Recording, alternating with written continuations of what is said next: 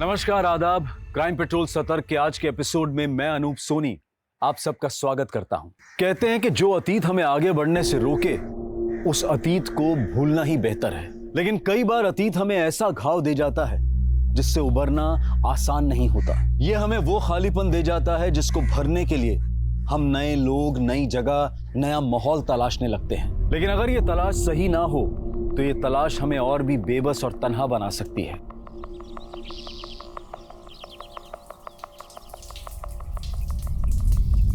नरेंद्र, मैं तुमसे प्यार नहीं करती। प्लीज तुम मुझे भूल जाओ।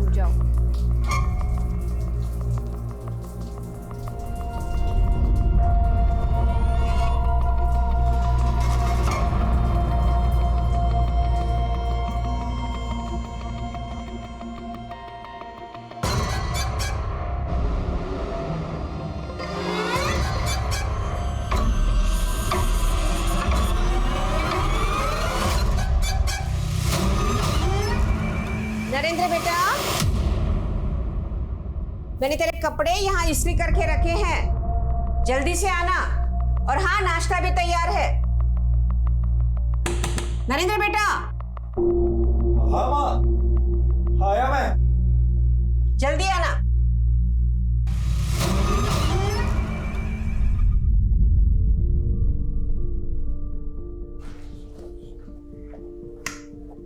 ले बेटा, नाश्ता कर।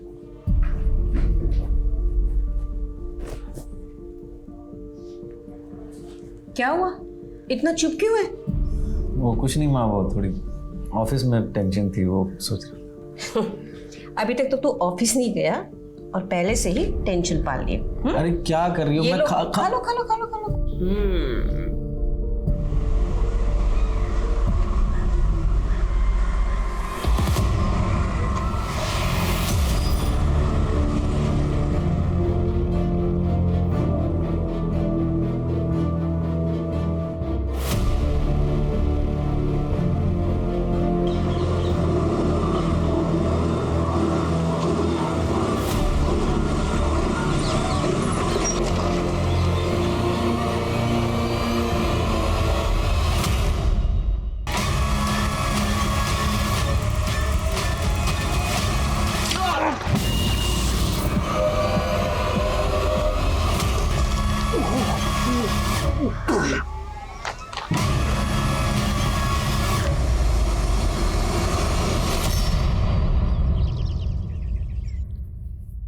आई होप तुम्हें यहाँ का खाना और मेरी ट्रीट पसंद आई होगी।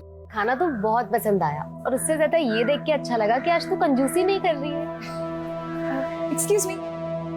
या ma'am, anything else? Nothing else, आप बस बिल ले आइए। सॉरी मैम, आज 12 से 3 बजे तक सभी कस्टमरों के लिए लंच फ्री है, हमारे आलोक सर की तरफ से। अच्छा, तो तू अपने किसी फ्रेंड के बर्थडे ट्रीट पे मुझे ट्रीट देने ले आई? चुप कर यार, वो मेरा कोई फ्रेंड नहीं है। और कौन है वो? यहाँ का ओनर है क्या? नहीं मैम, वो भी कस्टमर ही हैं और आज उनका बर्थडे है तो आज उन्होंने सबको ये ट्रीट दिया हुआ है। हम उनसे ट्रीट कैसे ले सकते हैं? हम तो उन्हें जानते तक नहीं है। आप प्लीज बिल ले आइए। सॉरी मैम, हम बिल नहीं बना सकते। हाँ, अगर आपको पे ही करना है उस डोनेशन बॉक्स में पे कर सकती हैं।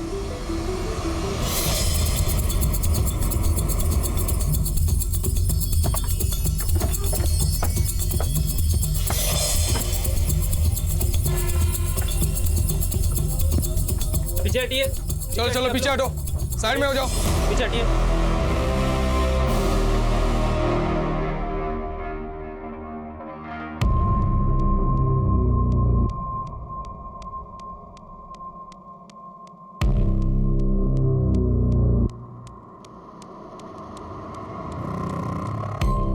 सर, इस लड़के के पॉकेट में 2 आईडी मिले हैं। एक विंशियर फाइनेंस बीएन रोड ब्रांच का है और दूसरा आईडी है इसका ड्राइविंग लाइसेंस जिसपे आंगनवाड़ी का पता लिखा है।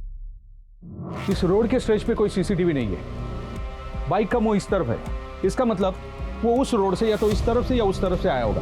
पूछताछ करके देखो किसी ने कुछ देखा क्या। जी sir.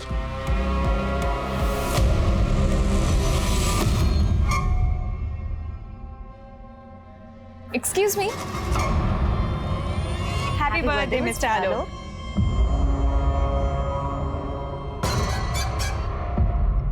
Thank you. Are you okay? Yeah, I'm fine. आप ऐसे कांप क्यों रहे हैं? वो क्या है ना, मुझे सोशल एंजाइटी डिसऑर्डर है। Social anxiety disorder? मतलब वही नए लोग, रेस्टोरेंट जैसे सोशल गैदरिंग में ना मैं थोड़ा सा घबराहट सी होती है, मेरा हार्ट बीट फास्ट हो जाता है। मुझे तो लगा हमने आपकी हार्ट बीट रोकी थी। अब वैसे आपने अपने बर्थडे पे अजनबियों को ट्रीट क्यों दी है? क्या है ना, मेरे डॉक्टर ने कहा मुझे कि नए लोगों से मिलो, गैदरिंग में जाओ, तो इसीलिए मैंने सोचा कि birthday is excuse me, I have to take this. Thank you.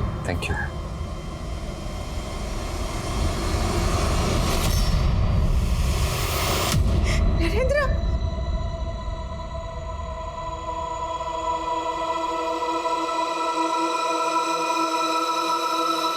Narendra Patole यहाँ क्रेडिट डिपार्टमेंट में काम करता है। हम लोग उसी के आने का वेट कर रहे थे। ये तो अभी आपसे पता चला सर कि उसके साथ ये सब हो गया। नरेंद्र का किसी के साथ झगड़ा, किसी से दुश्मनी थी? No idea sir. He was very sincere and hard working.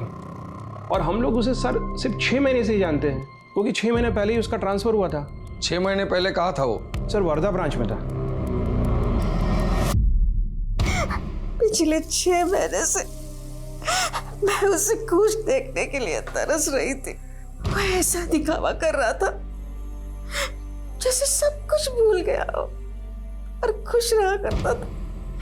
और मुझे पता था कि अंदर ही अंदर वो घूट रहा था, टूट चुका था वो। किस बात की घुटन थी उसे? आपको किसी पे शक है?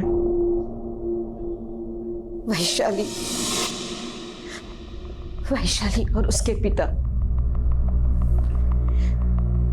जब हम वर्धा रहते थे, नरेंद्र वैशाली को ट्यूशन दिया करता था। It's so simple. कितनी बार तो बता चुका हूं तुम्हें। चलो बनाओ। ध्यान कहाँ है तुम्हारा? हाँ सर हाँ। अगर यही हाल रहा तो अकाउंट्स में फेल हो जाओगी। पता नहीं वैशाली को क्या गलतफहमी हो गई थी कि वो एक दिन अपने पिता को लेकर हमारे घर चली आई। अंकल ये कैसी बातें कर रहे हैं? वैशाली मेरी स्टूडेंट है और उम्र में कितनी छोटी है मुझसे। अगले महीने 18 की हो जाएगी वो। फिर उसके बाद शादी करके उसको खूब पढ़ाते रहना तुम। अरे मैं शादी नहीं कर सकता वैशाली से। मतलब समझते का तू कोणाशी बोलतोस तो? इस गांव के सरपंच की बेटी का रिश्ता ठुकरा रहा है तू। बहुत बड़ी गलती कर रहा है, लक्ष्य ठेव। वो अपनी बेटी की जिद में इतना हो गया था कि उसने मेरे बेटे का किडनैप करवाया। वो जबरदस्ती मेरे बेटे की शादी अपनी बेटी से करवाना चाहता था, पर मेरा बेटा कैसे तैसे वहां से भाग निकला। उसकी डर की वजह से हम यहाँ पर चले आए। शायद वैशाली के पिता को पता चल गया होगा, इसीलिए।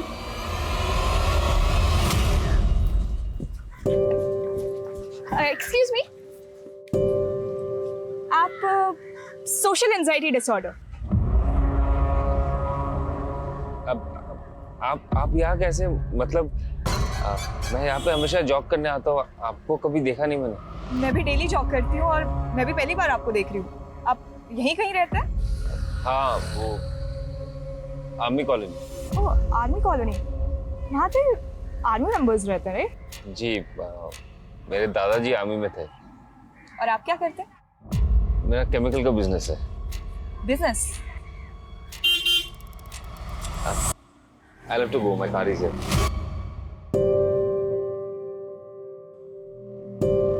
माना कि मैं अपनी बेटी की शादी नरेंद्र से करवाना चाहता था, लेकिन जबरदस्ती नहीं। लेकिन उसकी माँ तो कह रही थी कि झूठ बोल रही है वो सबसे। सच बात तो यह है कि नरेंद्र ने मेरी बेटी को बहका के उसके साथ संबंध बना लिए थे। और पुलिस कंप्लेंट करने की बजाय अपनी बेटी के लिए उसका हाथ मांगने चले गए। मुझे लगा वो दोनों प्यार करते हैं एक दूसरे से, शादी करेंगे। इसी बात का बदला लिया? मैंने कोई बदला नहीं लिया। मुझे तो ये भी नहीं पता कि नरेंद्र आजकल कहाँ रह रहा है। अपनी बेटी को बुलाइए, हमें बात करनी है। बहुत मुश्किल से वो इस सदमे से उभरी है अभी। आपको जो पूछना है मुझसे पूछिए। पुराने जख्म कुरे देंगे तो बर्दाश्त नहीं कर पाएगी वो।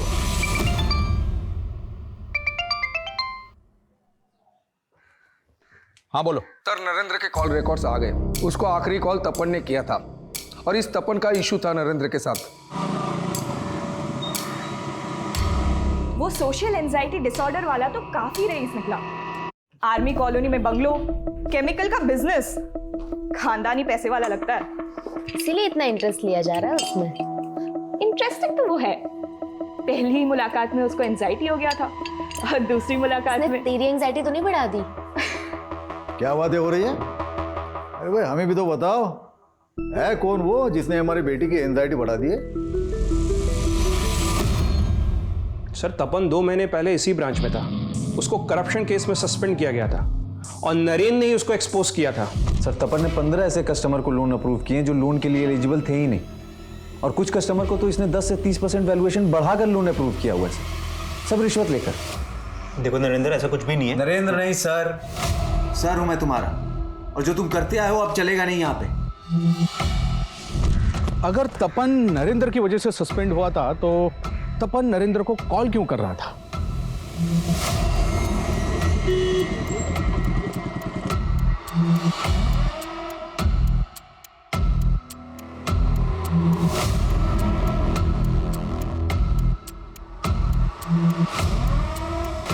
That was funny, yeah. That was funny. वैसे ही अब तो मैं तुम्हारे लिए अजनबी नहीं हूं ना। तुम्हें मुझे देख के एंजाइटी भी नहीं होती, तुम्हारी हार्ट बीट भी तेज नहीं होती। तुम मुझसे फ्लर्ट कर रही हो? इश्क ना बहुत ही खूबसूरत डिसऑर्डर है, पर मुझे इस बीमारी से दूर ही रहना है। वैसे तुम्हारे लिए अच्छा है, तुम्हें नए नए लोगों से मिलते रहना चाहिए, अच्छा फील करोगे। ठीक है, एज यू से।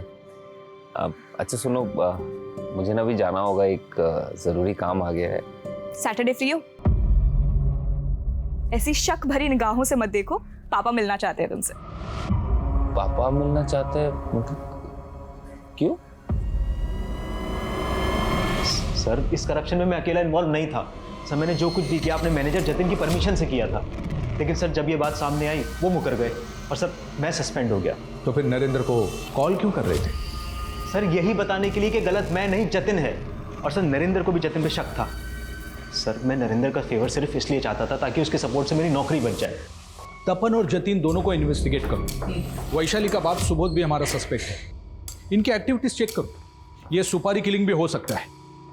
इन सब का बैकग्राउंड खंगालो। सर मैंने नरेंद्र के ईमेल अकाउंट चेक किए, उसमें मुझे कुछ सस्पिशियस मेल मिले हैं। सिमी मुझे कांटेक्ट करो अर्जेंट।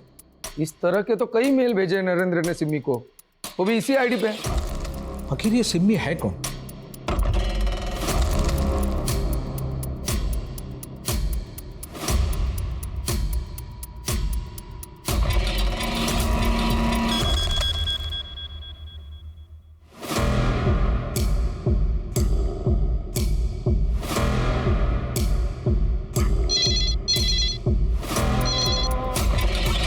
हेलो,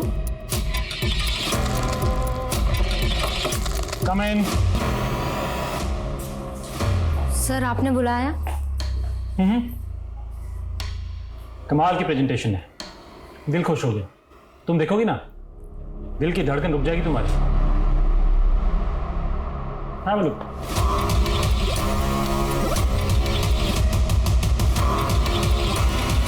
सर आप ठीक नहीं कर रहे। मैं सब ठीक कर दूंगा प्रिया।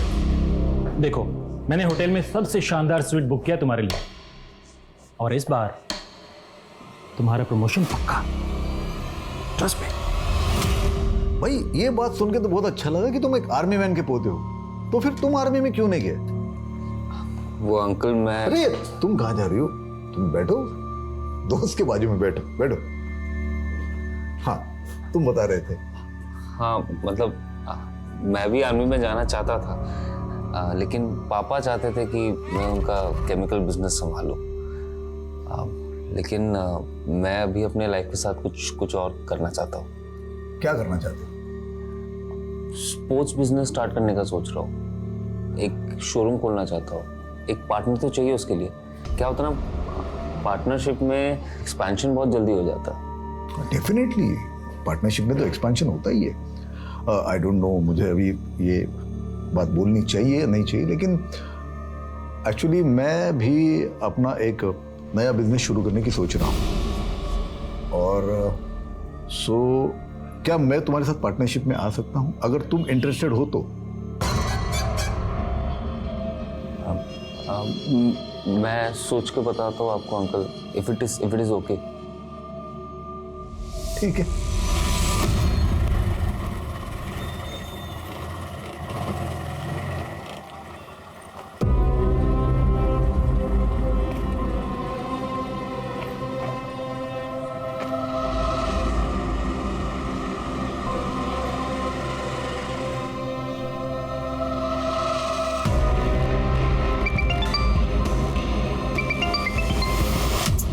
कुछ मिली ही पोरगी, मेरा फोन तक नहीं उठा रही है। पर इतनी रात हो गई, कहां मर रही होगी ये लड़की? इस लड़की ने मेरा जीना हराम कर दिया है। प्रिया, प्रिया, प्रिया, तूने शराब पी? मैंने सपने में भी नहीं सोचा था कि तू इतनी देर रात तक बाहर रहेगी और शराब पी कर आएगी। हैं?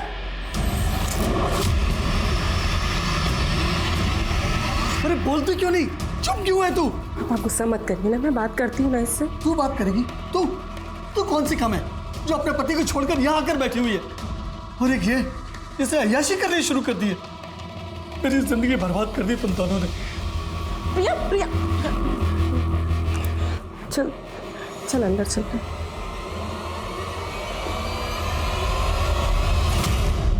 प्रिया, प्रिया मुझे बताएगी क्या हुआ?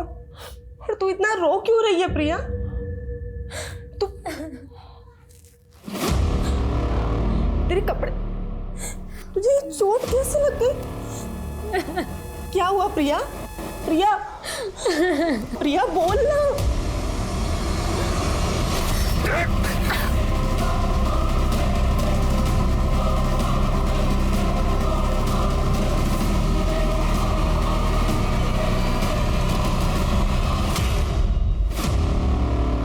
तेरे साथ रेप?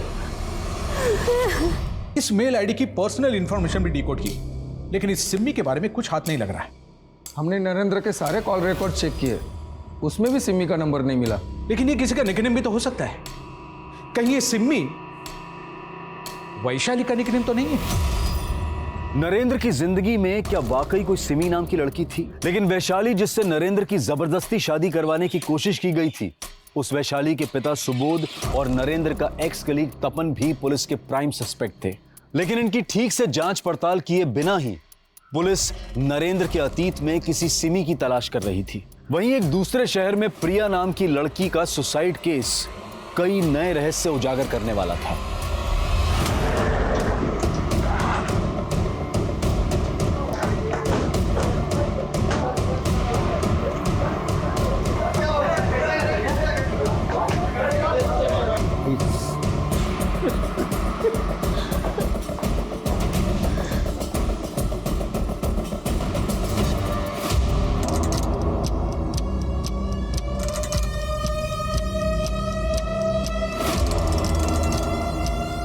मेरी मौत को कभी इंसाफ नहीं मिलेगा। मेरे गुनहगार कभी नहीं पकड़े जाएंगे। I am sorry. प्रिया ने ऐसा क्यों लिखा? किन गुनहगार का जिक्र किया गया? क्या होता प्रिया के साथ? सर वो सर प्रिया का रेप हुआ था। किसने किया?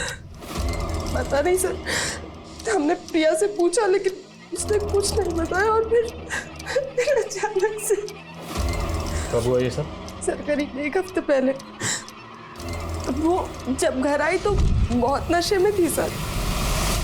1 हफ्ता गुजर चुका, तो आप लोगों ने कोई पुलिस रिपोर्ट क्यों नहीं लिखवाई? सर मैं डर गया था सर, और प्रिया भी कुछ बताने को तैयार नहीं थी। लेकिन मुझे यही पता था सर कि प्रिया ऐसा कदम उठा लेगी। 1 हफ्ते पहले वो कहाँ से आ रही थी? सर 1 हफ्ते पहले उसका फोन आया था मुझे, ऑफिस में थी वो। उसने फोन पर कहा, हेलो, हाँ दीदी, वो आज थोड़ा लेट हो जाएगा घर आने में। देर हो जाएगी क्यों? एक्चुअली एक पार्टी में जाना है। किसकी पार्टी में गई थी? सर ये तो नहीं पता किस पार्टी में गई थी, लेकिन हाँ सर उसने कहा था कि वो किसी नील कमल होटल में है। नील कमल होटल? हाँ सर। डेट क्या थी? 16 अक्टूबर। प्रिया किस ऑफिस में काम करती थी? डेन ग्लोबल बीपीओ में काम करती थी। प्रिया का कोई बॉयफ्रेंड, कोई नहीं नहीं सर, उसका कोई बॉयफ्रेंड, कोई अफेयर। प्रिया प्रिया प्रिया प्रिया प्रिया प्रिया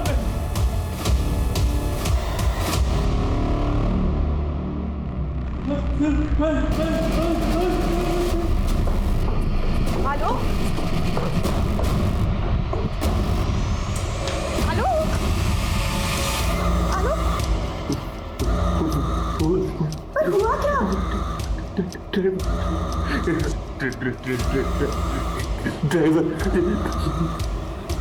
मैं लेके चलती हूँ तुम्हें। क्या प्रिया ने सुसाइड कर लिया? जी, और प्रिया के घर वालों का कहना है कि उसका रेप भी हुआ था। प्रिया आखिरी बार ऑफिस कब आई थी? यही कोई 1 हफ्ते पहले। डेट? शायद 16 अक्टूबर। Exact date? 16 अक्टूबर। क्या 16 अक्टूबर को आपके ऑफिस की तरफ से कोई पार्टी ऑर्गेनाइज की गई? नहीं सर, पार्टी तो कोई नहीं थी। लेकिन प्रिया की बहन का कहना है कि उस दिन प्रिया ऑफिस के बाद किसी पार्टी में गई थी। हो सकता है कोई पर्सनल पार्टी रही हो उसकी, लेकिन हमें कोई जानकारी नहीं है इस बारे में। हमें 16 अक्टूबर की सीसीटीवी फुटेज देखनी है। जूम करो। उस दिन प्रिया जब ऑफिस से बाहर निकली तो सीसीटीवी फुटेज में वो आपके साथ कुछ बात करते हुए दिखाई दे रही। आप दोनों की आपस में क्या बात हुई थी? सर इतना तो कुछ ध्यान नहीं, नॉर्मली बात हुई होगी। क्या उस दिन प्रिया ऑफिस के बाद किसी पार्टी में गई थी? पार्टी किसकी थी? पार्टी? सर मुझे इसके बारे में कुछ नहीं पता। सर 16 अक्टूबर को कोई पार्टी नहीं थी हमारे होटल में।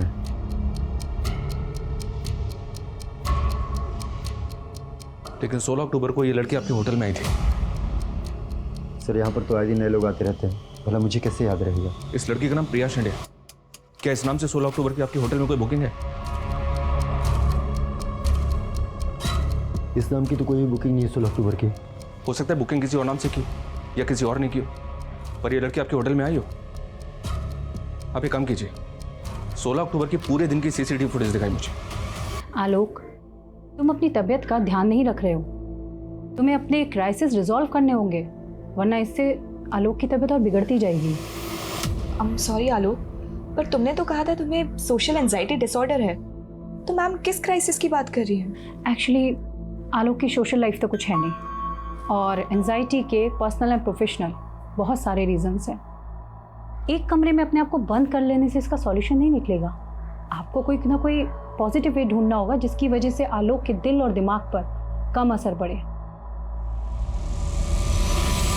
हे बघा पप्पा, मेरे और संध्या के बीच में चाहे जितनी भी अनबन हो, पण मी प्रियाला नेहमी बहिणीपेक्षा जास्त इज्जत दिली आहे। इतना बड़ा हादसा उसके साथ हुआ आणि तुम्ही मला सांगितलं नाही। क्या बताते तुम्हें? हाँ, मैं प्रिया भी इनको फुटे नहीं भाती थी। अब यहाँ पे उसको बहन बोल के हमारे जख्म को रेतने की कोशिश कर। हाच तर प्रॉब्लेम आहे तुझा, हमेशा मेरे इंटेंशन पे शक करती हो। हाँ, मला माहित है क्या इंटेंशन है तुम्हारा। तुम ना मेरा मुंह मत खोलो। बस ऐसे समय में भी तू मैं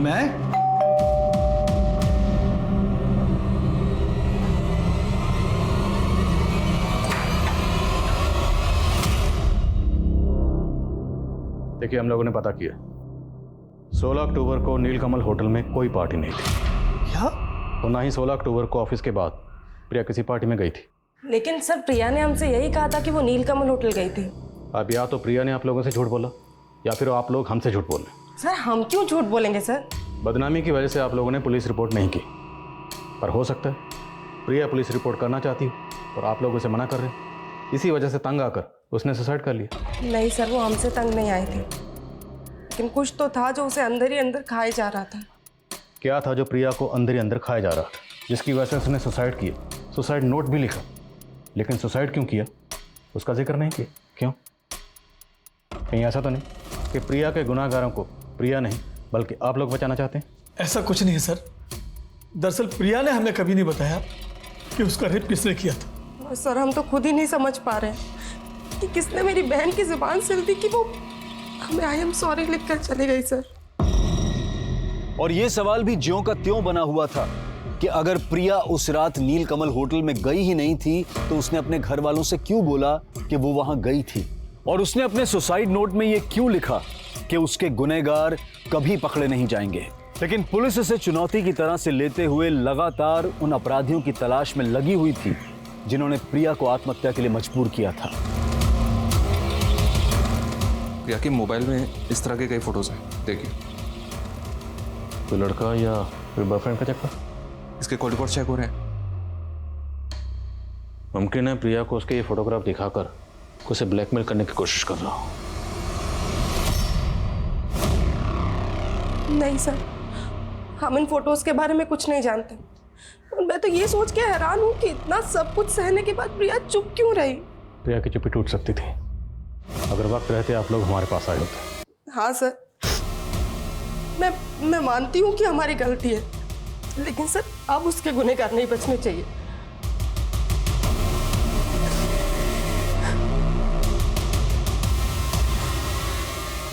अपने आप को संभाल बेटा। उसके गुनहगार आप भी हैं पापा।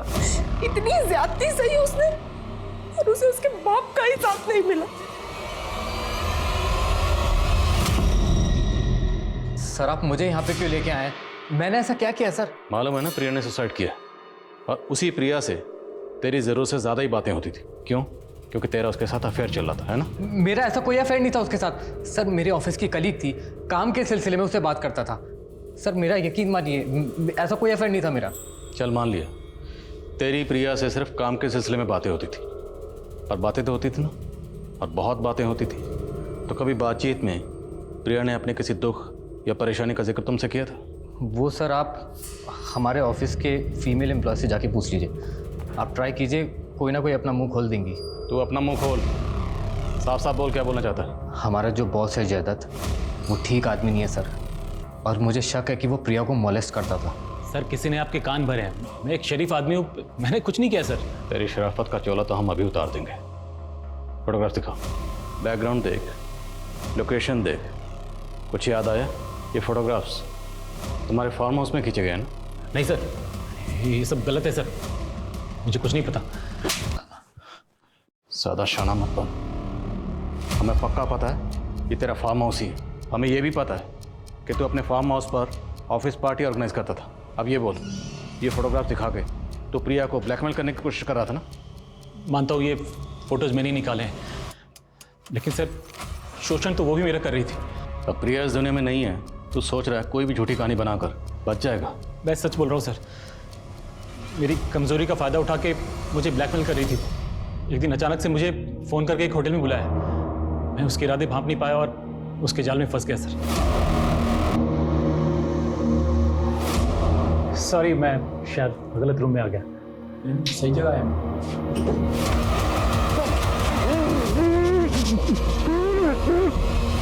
जब मुझे होश आया तो मैं बिस्तर में पड़ा था, बदन पे एक कपड़ा नहीं। उसके बाद एक लड़के का फ़ोन आया था, मुझे धमकी दिया उसने कि अगर मैंने उसे 30 लाख रुपए नहीं दिए तो मेरे सारे वैसे वाले फ़ोटोज़ वायरल कर देगा। मेरी हालत ख़राब कर दी उन लोगों ने। मजबूरन मुझे 30 लाख रुपए देने पड़े। ये वो फोटोज़ हैं। इन फोटोग्राफ्स में लड़कों का चेहरा नजर नहीं आ रहा। कौन है दोनों लड़के? मैं नहीं जानता इन्हें सर, लेकिन वो 3 लड़के थे। 2 जो इन पिक्चर्स में दिख रहे हैं और तीसरा वो जो पैसे लेने आया था। और ये सब कहाँ पर हुआ? होटल हिल्स कमल सर। हिल्स कमल या नील कमल? नील कमल नहीं सर, होटल हिल्स कमल। प्रिया की पोस्टमार्टम रिपोर्ट से यह जज कर पाना मुश्किल था कि क्या आत्महत्या से 7 दिन पहले वाकई उसके साथ रेप हुआ था। वहीं प्रिया का बॉस जयदत्त क्या वाकई ब्लैकमेलिंग का शिकार हो रहा था, या फिर उसने अपने आप को प्रिया के अबेटमेंट ऑफ सुसाइड केस से बचाने के लिए कोई षड्यंत्र रचा था। सर ठीक से कह नहीं सकता कि 16 अक्टूबर को ये लड़की यहाँ आई थी या नहीं। तो रूम नंबर 104 किसने बुक किया था? सिम्मी वाघमारे के नाम से बुकिंग की थी। इसके साथ कोई लड़के भी आए थे क्या? ठीक से याद नहीं है सर मुझे। 16 अक्टूबर की सीसीटीवी फुटेज दिखाई मुझे। सॉरी सर, हमारे पास 1 हफ्ते की रिकॉर्डिंग रहती है, उसके बाद वाली सारी ऑटोमेटिकली डिलीट हो जाती है। रूम नंबर 104 तो दिखा सकते हैं ना? जी हाँ सर।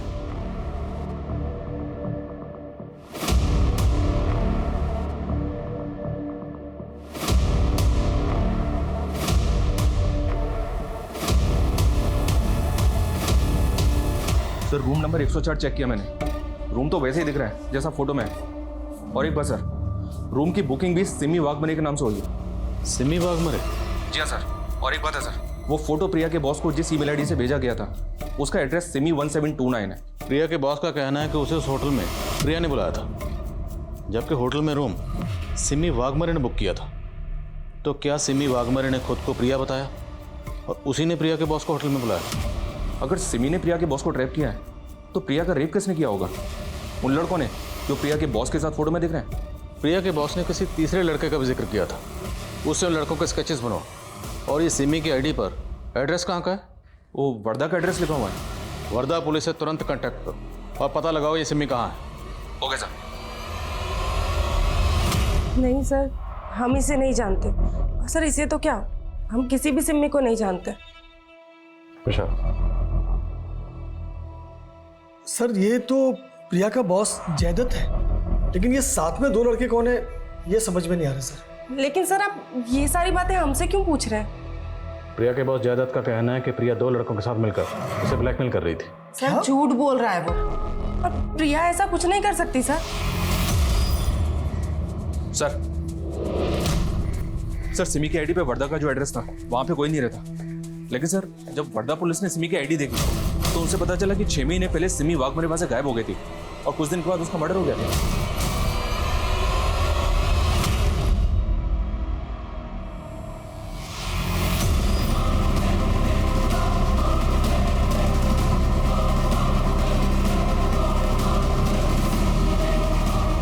दोनों की शक्ल तो काफ़ी मिलती है, और इस लड़की का नाम भी सिमी वाघमरे, सेम नाम, सेम शक्ल, सेम सरनेम। लेकिन अगर सिमी वाघमरे का कत्ल हो गया था तो इसकी फेक आईडी देकर होटल में रूम किसने बुक किया? सिमी वाघमरे का मर्डर किसने किया? वो केस तो अभी तक सॉल्व नहीं हुआ है सर। और वर्धा पुलिस से पता चला है कि सिमी का नरेंद्र नाम का एक दोस्त था और 4 महीने पहले नरेंद्र का भी मर्डर हो गया था। नासिक पुलिस नरेंद्र का मर्डर केस हैंडल कर रही थी और सिमी का मर्डर केस भी नासिक पुलिस ने टेक ओवर कर लिया। नासिक पुलिस से मिलना पड़ेगा और ज़रा होटल वालों को खंगालो, उन्होंने एक मरे हुए शख्स की आईडी पर होटल में रूम कैसे बुक कर ली? Yes sir. जिस दौरान सिमी वर्धा से गायब हुई उसी दौरान ये नरेंद्र विंशोर फाइनेंस के वर्धा वाली ऑफिस में जॉब कर रहा था। हमने पूछताछ की तो पता चला कि ये दोनों का अफेयर चल रहा है। पहले तो हमें लगा कि दोनों का कातिल एक ही हो, पर कुछ लीड नहीं मिल पाया। नरेंद्र की मां बोल रही थी कि सरपंच सुबोध के डर से उन्होंने वर्धा छोड़ा, लेकिन इस नरेंद्र ने वर्धा वाली अपने ब्रांच में इतने घपले किए हुए थे कि उस पर इंक्वायरी बैठी हुई थी। कैसे घपले? ये देखिए, किसी बाप बेटे को 2 करोड़ का लोन पास कर दिया था, और वो भी फेक डॉक्यूमेंट में। चीट।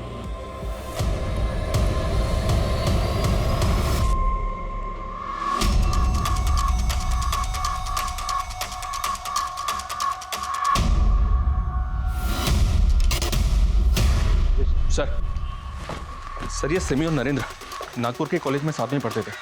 मैंने जब इनके पुराने कॉन्ट्रैक्ट्स खंगाले तो इनकी कॉमन फ्रेंड का पता चला जो मुझे सस्पिशियस लग रही है। कौन सी कॉमन फ्रेंड? रानी।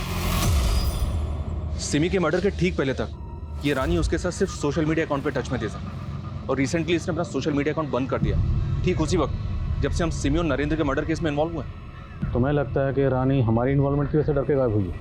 हो सकता है सर, इसलिए मैंने रानी के सोशल मीडिया अकाउंट पे जो उसका एड्रेस मेंशन है उसको निकलवा लिया। बस चलो। अरे सर मैंने बोल दिया ना, मुझे नहीं पता रानी कहाँ है। Believe me. आपकी अपनी बेटी कहाँ है ये आपको नहीं पता, कैसे बिलीव करें? उसने मेरे साथ रिश्ता तोड़ दिया है। वो तो मुझे अपना बाप ही नहीं मानती। क्यों? ऐसा क्या हुआ था आप दोनों के बीच? पापा, आलोक ने आप पे भरोसा करके आपको बिजनेस में पार्टनर बनाया और आपने इसे ही धोखा दे दिया। रानी मैंने किसी को धोखा नहीं दिया है। इसके बिजनेस में मैंने मेरे 50 लाख रुपए लगाए और आपने जो करोड़ों गायब कर दिए, मैं कहती हूँ इसी वक्त इसे सारा का सारा पैसा वापस कीजिए। क्या वापस कर दूं उसे? ये मेरी बेटी को मेरे खिलाफ भड़का रहा है, इसे तो मैं छोड़ूंगा नहीं। पापा, पापा, बस, अगर आपने और हंगामा किया ना तो फ्रॉड के चार्ज में हम आपको अंदर करवा देंगे। मुझे चोर बोल के उस कमीने के साथ भाग गई वो। अपने बाप को फोन ही नहीं करती। अपना बाप जिंदा है या मर गया है कोई फर्क नहीं पड़ता उसे। उसका फोन बंद है, उसका सोशल मीडिया कॉन्टैक्ट सब कुछ बंद है। वो लड़का आलोक, राइट, रहता कहाँ वो? आर्मी कॉलोनी में उसके दादा के घर पे रहता है, लेकिन जाओगे वहां पर तो ताला मिलेगा आपको, और उसका फोन भी बंद है। उसकी कोई तस्वीर है आपके पास? हाँ, आलोक। विशाल,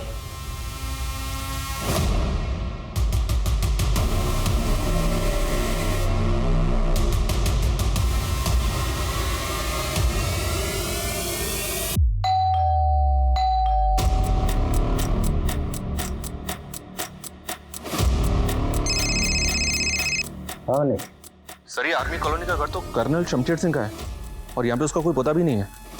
और कमाल की बात तो ये सर, ये घर सालों से बंद है, तो फिर आलोक यहाँ पे रहने कैसे आ गया? अभी इतना तो तय नहीं है कि इसका नाम आलोक है या नहीं, लेकिन इतना तय है ये कोई बहुत बड़ा ठग है। नरेंद्र ने जिन 2 बाप बेटों के लिए लोन पास किया था, मैं उनकी फाइल देख रहा था। उस फाइल पर 2 तस्वीरें, लेकिन दोनों तस्वीरें इस सेम शख्स की, अलग अलग गेटअप में। मनीष, हमें किसी भी सूरत में इस ठग को पकड़ना है और पता लगाना कि रानी के टच में कैसे आए। सर, मैं और रानी उससे एक कैफ़े में मिले थे और सर वो बोलता था कि उसे सोशल एंजाइटी डिसऑर्डर है। आप ऐसे कांप क्यों रहे हैं? क्या है ना, मुझे सोशल एंजाइटी डिसऑर्डर है। मैट्रिमोनियल साइट के कई लड़कों को रिजेक्ट करने के बाद रानी उस आलोक के प्यार में हो गई और अपने पापा से रिश्ता तोड़ के उसके साथ भाग गई। सर साहब, मुझे इनके बारे में कुछ नहीं पता साहब, क्या करते हैं, कहाँ रहते हैं, मुझे कुछ नहीं मालूम साहब। बस उन्होंने उस दिन ये बोला था कि आज का लंच फ्री है, ऐसा जाके उन लड़कियों से बोल दो, और मैंने बोल दिया साहब, और इसके लिए मुझे कुछ पैसे भी दिए थे साहब। सर फिलहाल उस लड़के के बारे में कोई लीड नहीं मिल रही है, उसके फोटोज दूसरे थानों में सर्कुलेट करवा दी। रानी के फ्रेंड ने बताया कि रानी मैट्रिमोनियल साइट पर लाइफ पार्टनर ढूंढ रही थी, जहाँ पर उसने कई लड़कों को रिजेक्ट किया था। हो सकता है उस लड़के ने रानी को मैट्रिमोनियल साइट पर स्पॉट किया हो और उसके फादर को चीट करने के लिए उसने उसे अपना टारगेट बनाया और रानी के साथ गायब हो गया। इन मैट्रिमोनियल साइट का जितना भी पुराना नया डाटा सब स्कैन करो। Okay sir.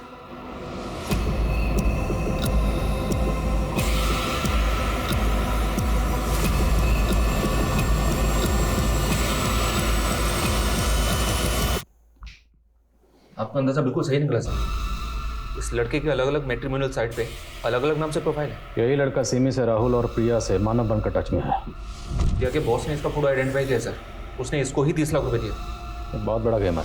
रानी के फादर के 50 लाख और रानी को लेकर गायब हो गया। सिमी का मर्डर हो गया, प्रिया ने सुसाइड कर लिया और रानी, पता नहीं इसने रानी के साथ क्या किया।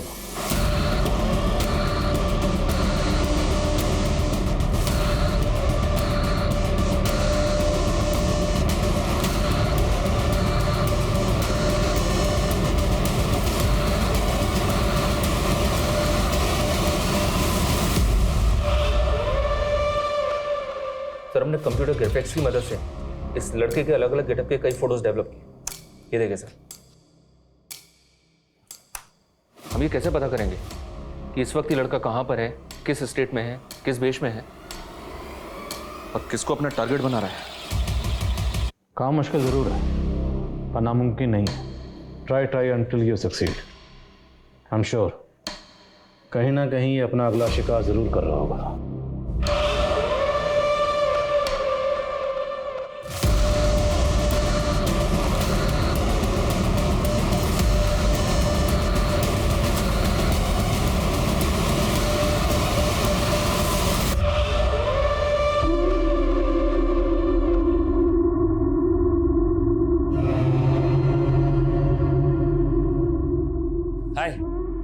हाय। क्या कर रही हो?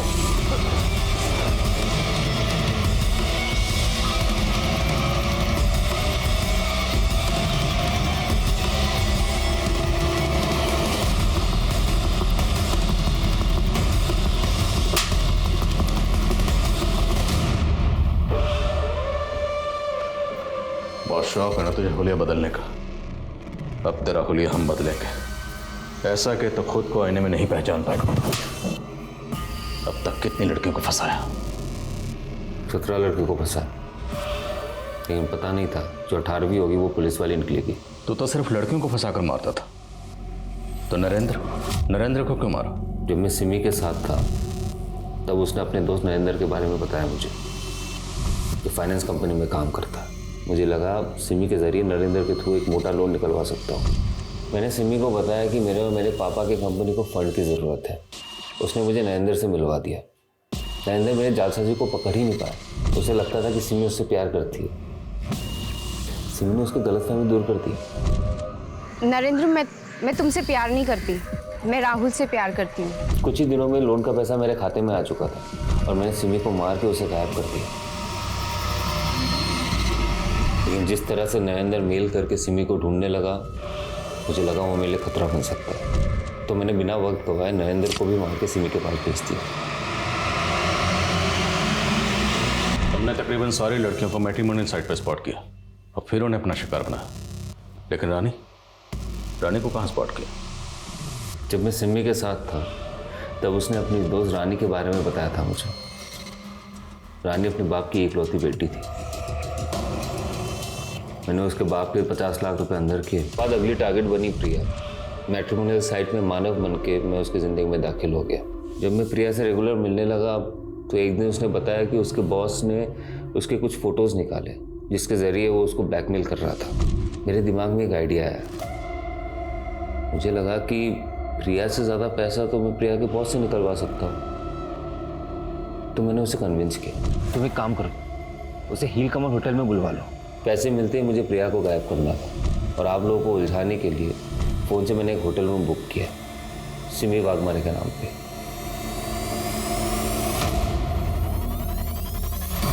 प्रिया के बॉस से पैसा मिलने के बाद प्रिया तेरे किसी काम की नहीं थी, फिर प्रिया को जिंदा क्यों छोड़ा? मारना तो प्रिया को भी था, लेकिन लगा कि कुछ दिन मज़े कर लेते हैं फिर मार देंगे। उस रात को मैं और मेरे दोस्त उसके साथ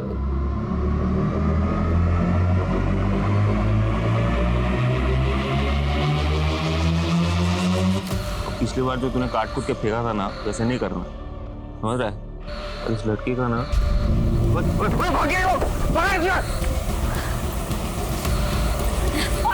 ऑटो चली जाए।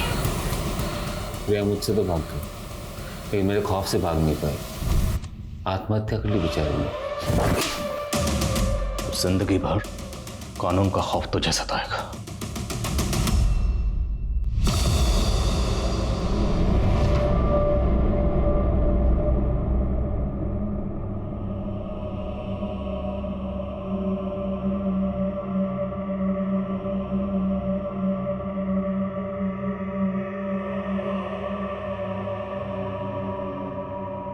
हम आए दिन कई अजनबियों से मिलते हैं, लेकिन किसको अपना दोस्त और किसको हमदर्द बनाया जाए, इसको लेकर सतर्क होना बहुत जरूरी है। अब मैं अनूप सोनी आपसे विदा लेता हूं, फिर मुलाकात होगी क्राइम पेट्रोल सतर्क में एक और नए केस के साथ। तब तक अपना और अपने परिवार का ख्याल रखें, सतर्क रहें, सुरक्षित रहें और देखते रहें क्राइम पेट्रोल सतर्क। जय हिंद।